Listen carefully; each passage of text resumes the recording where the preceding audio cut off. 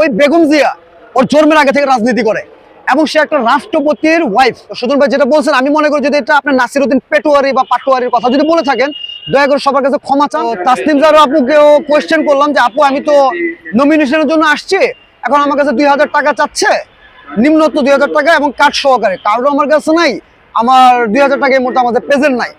তো সেও মানে খুব বেশি একটা কথা বলতে চাইলো না, আরেকজনকে ধরায় দিল। তারপর আমি তাকে জোরপূর্বকভাবে 10 মিনিট তার সাথে কিছু কথা বলছি, তাকে কিছু প্রমাণ দেখাইলাম, দেখাই বললাম যে আপনাদের কাছে যারা প্রকৃত যোদ্ধা তাদের কোনো দাম নাই, আপনারা প্রকৃত যোদ্ধাদের কখনো দাম দিতে পারেন না, ঠিক আছে? যদি আপনার মনে হয় কখনো প্রয়োজন আছে তাহলে আমাকে নক দিন বলে আমি একটা নাম্বার একজনের কাছে দিয়ে আমি চলে আসছি। তা আমার কথা কোনটা, যারা রিয়েলি যোদ্ধা, যারা প্রকৃত যুদ্ধ করছে রাস্তার ভিতরে, তাদেরকে এনসিপি কখনোই মূল্যায়ন করে না। কেন করে না? তাদেরকে তো নিজের পুতুলের মতো নাচাতে পারবে না, তারা নিজের মন গড়া পুতুলের মতো নাচানোর মতো ব্যক্তিদের দ্বারা করতেছে। যেমন আপনার রিক্সাওয়ালা, যে রিক্সাওয়ালা ঘাম পরিশ্রম করে সারাদিনে 500-700 টাকা ইনকাম করতে তার কষ্ট হইতো, আজকে নমিনেশন পাওয়ার পরে তার একটা ছবি দেখলাম বোতল হুইস্কের বোতল নিয়ে এসে এনজয় করতেছে। তাহলে বুঝা গেল যে এরা রিক্সাওয়ালাকে নিয়ে এসে তাদের নিজের টাকা সাপোর্ট দিয়ে তাকে ভোটে নির্বাচিত করানোর জন্য প্রোগ্রাম তারা করে নিয়েছে, যেন আগামীতে তাদের ইশারা মতো এই রিক্সাওয়ালাকে চালাতে পারে। এটা আমরা বুঝি, কারণ এরা মানুষের চেহারা দেখে আগে মার্ক করে যে একে দিয়ে আমি আমার মন গড়াভাবে কিছু করতে পারবো কিনা, চালাতে পারবো কিনা। রিক্সাওয়ালাকে এমন ভাবে তৈরি করে নিবে এরা যাতে করে এদের নিজস্ব ফয়দা লুটতে পারে। তবে সুজনকে ছোট্ট একটা মেসেজ দেয়, সুজন ভাই আপনি রিক্সাওয়ালা বলে কোনো ঘৃণার কিছু নাই, আমিও রাইড শেয়ার করি, আমি একজন রাইডার, আপনি একজন রিক্সা চালক, আমরা একই প্ল্যাটফর্মে, জাস্ট একটু 19 আর 20।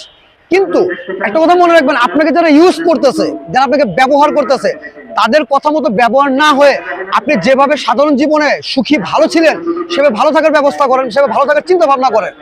অন্যের কথায় বাদশা হওয়ার চেয়ে নিজের পরামর্শে নিজের বুদ্ধিতে লেভেল মিডিল ফ্যামিলিতে চলা বা মিডিল ভাবে চলাটা অনেক ভালো। এমন কিছু করেন না যাতে আপনাকে যে কোনো মানুষ রাস্তার ভিতরে অগণিতভাবে মানে গণধোলাই দেয়। কারণ আপনি এমন একটা কথা বলছেন যে কথার প্রমাণ আপনার কাছে নাই, আপনি এমন একটা বাক্য আপনি মানুষের কাছে তুলে ধরছেন যেটা আপনার কোনো কনফার্ম ভাবে আপনারা দলিল দেখাতে পারবেন না, এবং এই যার ব্যাপারে আপনি কথাটা বলছেন তার নির্বাচনের বয়স আপনার জন্ম থেকে অনেক আগে।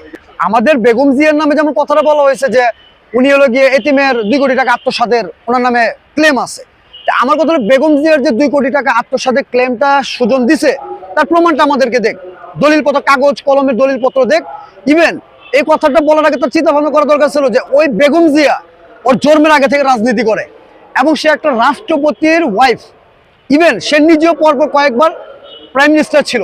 তার ব্যাপারে কথা বলার আগে একটু চিন্তা ভাবনা করে কথা বলা, কারণ শুধু তাই না, তার আরেকটা গুণ আছে, সে কিন্তু বাংলাদেশের একজন যোদ্ধা।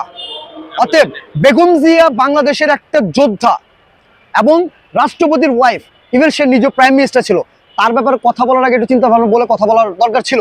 তো সুজন ভাই যেটা বলছেন আমি মনে করি যদি এটা আপনার নাসিরউদ্দিন পেটোয়ারি বা পাটোয়ারির কথা যদি বলে থাকেন দয়া করে সবার কাছে ক্ষমা চান, আর নয়তো সবার কাছে এই দলিলটা পেশ করেন যে হ্যাঁ সে আসলে 2 কোটি টাকা আত্মসাৎ করছে, তার নামে ব্লেমটা আছে, এটা আমাদের কাছে প্রকাশ করেন, আমরা আপনার কথা মেনে নেব।